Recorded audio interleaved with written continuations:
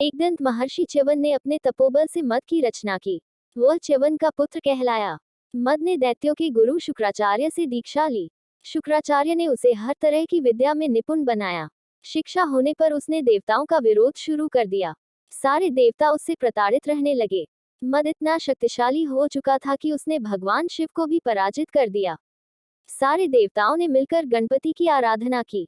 तब भगवान गणेश एकदंत रूप में प्रकट हुए। उनकी 4 भुजाएं थीं, एक दांत था, पेट बड़ा था और उनका सिर हाथी के समान था।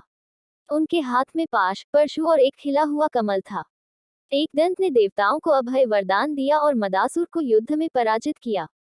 महोदर, जब कार्तिकेय ने तारकासुर का वध कर दिया तो दैत्य गुरु शुक्राचार्य ने मोहासुर नाम के दैत्य को संस्कार देकर देवताओं के खिलाफ खड़ा कर दिया। मोहासुर से मुक्ति के लिए देवताओं ने गणेश की उपासना की। तब गणेश ने महोदर अवतार लिया। महोदर का उदर यानी पेट बहुत बड़ा था।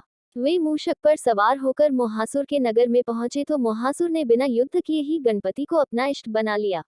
लंबोदर समुद्र मंथन के समय भगवान विष्णु ने जब मोहिनी रूप धरा तो शिव उन पर काम मोहित हो गए। उनका शुक्र स्खलित हुआ, जिससे एक काले रंग के दैत्य की उत्पत्ति हुई। इस दैत्य का नाम क्रोधासुर था। क्रोधासुर ने सूर्य की उपासना करके उनसे ब्रह्मांड विजय का वरदान ले लिया। क्रोधासुर के इस वरदान के कारण सारे देवता भयभीत हो गए। वो युद्ध करने निकल पड़ा। तब गणपति ने लंबोदर रूप धरकर उसे रोक लिया।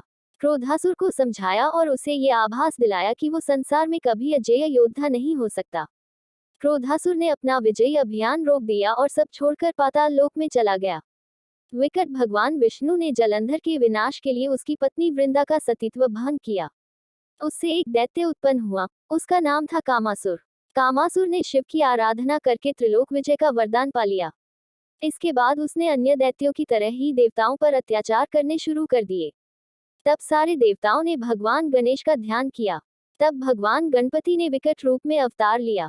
विकट रूप में भगवान मोर पर विराजित होकर अवतरित हुए। उन्होंने देवताओं को अभय वरदान देकर कामासुर को पराजित किया।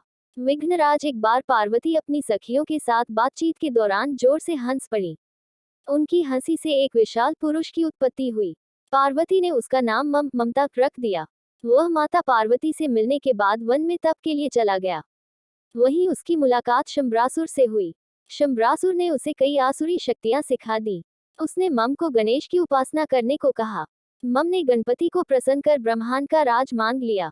शंबर ने उसका विवाह अपनी पुत्री मोहिनी के साथ कर दिया। शुक्राचार्य ने मम के तप के बारे में सुना तो उसे दैत्यराज के पद पर विभूषित कर दिया। ममासुर ने भी अत्याचार शुरू कर दिए और सारे देवताओं के बंदी बनाकर कारागार में डाल दिया। तब देवताओं ने गणेश की उपासना की। गणेश विघ्नराज के रूप में अवतरित हुए।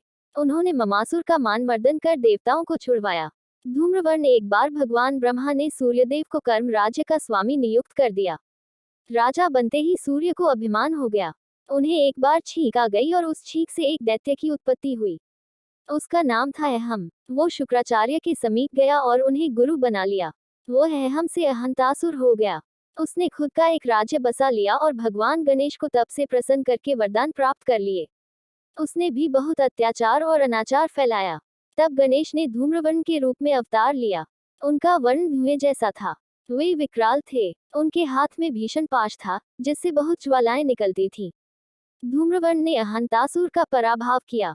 उसे युद्ध में हराकर अपनी भक्ति प्रदान की।